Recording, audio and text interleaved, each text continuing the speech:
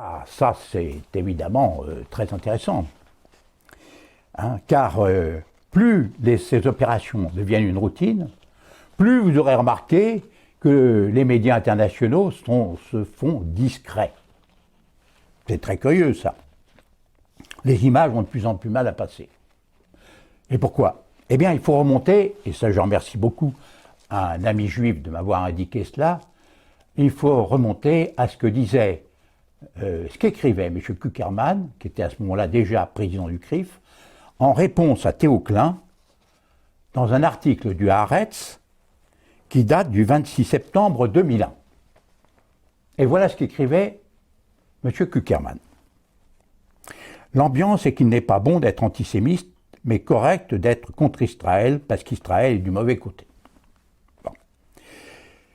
Lorsque Sharon est venu, c'était en 2001, hein, je lui ai dit qu'il était essentiel de créer un ministère de la propagande, comme Goebbels. On doit investir de l'argent pour cela, et les journalistes doivent être invités dans de beaux hôtels. C'est ce qu'a fait le roi Hassan du Maroc. Il avait une réputation terrible et il a voulu corriger cette impression. Eh bien, c'est ce que font actuellement les Israéliens. Et d'ailleurs, au même moment, vous voyez sur Internet et un peu partout des images de liesse en Israël. Le journal Libération en particulier a publié un grand article. Hatzerot, la guerre et spectacle. Que disent-ils? Pique-nique et pliant. Sur un promontoire de la ville, en bordure de Gaza, les Israéliens viennent assister sans complexe et en direct au bombardement. Vous savez, ça rappelle exactement les jeux de cirque dans lesquels les chrétiens étaient jetés au début de l'ère chrétienne, quand les Romains venaient assister au combat de gladiateurs, ou quand on jetait aux lions affamés les malheureux, nos ancêtres. Eh bien, c'est exactement ça. Ils viennent regarder, ils viennent se marrer, ils viennent au spectacle, et pendant ce temps-là, on tue.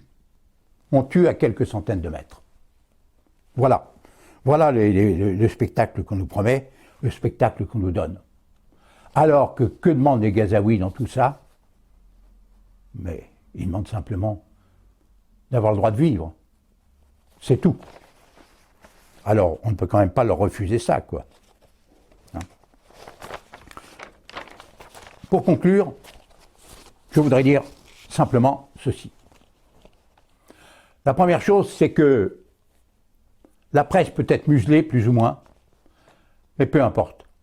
L'opinion publique, elle sait ce qui se passe, grâce à Internet en grande partie. L'opinion publique a conscience que Gaza est devenu un camp d'extermination, qu'à Gaza, c'est l'Holocauste qui se passe. Et c'est si vrai d'ailleurs que quelqu'un comme Naftali Bennett, ministre de l'économie de l'État d'Israël, interrogé sur une chaîne américaine, a parlé d'un auto-génocide massif. As we speak, we're just getting these reports, awful reports, 4 Palestinian kids playing on a beach, all of a sudden killed, an Israeli gunboat shell landed there. You've heard of these reports, right? I just heard about it this moment. I think it's terrible that Hamas is butchering its own children. I would never take my children and place them next to missile launchers. Here's what they're doing. Hamas is conducting massive self-genocide. They're taking women and children, placing them next to missile launchers, and shooting the missiles at Israel. Auto-génocide massif, c'est extraordinaire. Il prononce quand même le mot de génocide. Et ça, c'est important. De même, vous avez une députée israélienne, Shaked Elliott, qui a dit qu'il fallait tuer toutes les mères palestiniennes parce qu'elles engendraient des petites vipères.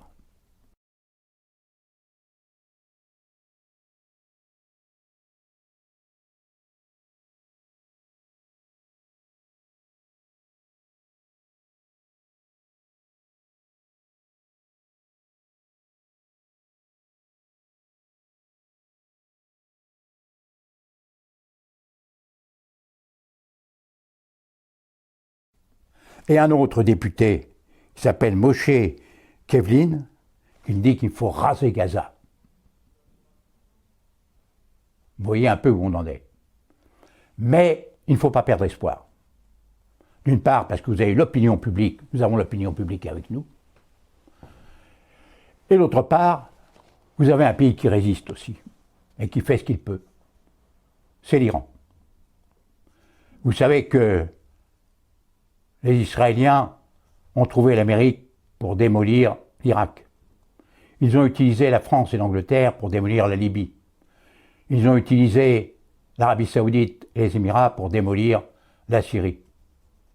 Mais ils ne trouvent personne pour démolir l'Iran. Et nous, de notre côté, nous voyons effectivement que le combat des Palestiniens, au fond, c'est notre combat. C'est un combat pour la liberté. Regardez ce qui s'est passé en France avec le malheureux Dieudo. Dieudo n'a pas pu s'exprimer. Il ne peut pas louer des salles, simplement pour faire sourire, pour faire rire un peu les gens. Hier et avant-hier, on a interdit les manifestations. Des manifestations qui se sont transformées. Évidemment, si on avait laissé manifester librement, il n'y aurait pas eu de débordement. Le gouvernement a voulu les interdire. Ça a été absolument stupide. Les manifestants ont le droit de soutenir, et même le devoir, nous avons le devoir de soutenir les Gazaouis.